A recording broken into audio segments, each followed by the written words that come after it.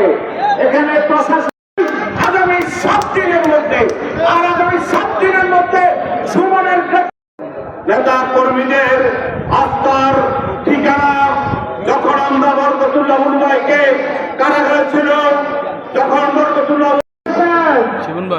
আমার অত্যন্ত স্নেহের আমার মনে আমার সবচেয়ে প্রিয় যারা উপস্থিত আমাদের এখানে বিএনপির ভাইস চেয়ারম্যান, সাবেক মন্ত্রী, জননন্দিত জননেতা, মাননীয় সংসদ উনি অবস্থান করছিলেন।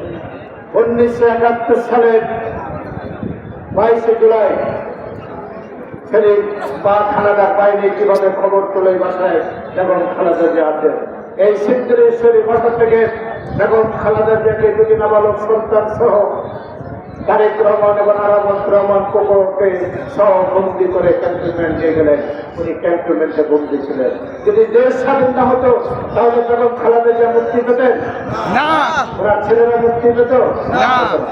তাই আজকে আমরা বলতে চাই, বাংলাদেশে যদি প্রথম কোন মহিলার মুক্তিযোদ্ধা হয়ে থাকে বন্দি অবস্থায়, সেটা হচ্ছে বেগম খালেদা জিয়া। তিনি দেশ স্বাধীনের সাথে আপোষ করেন নাই, স্বামীকে সহায়তা করেছেন। আরেকটি জিনিস হলো উনি 90 গণঅভ্যুত্থানের মহানায়ক হচ্ছেন বেগম খালেদা জিয়া। আমি একটু কথা একটু পরে বলবো।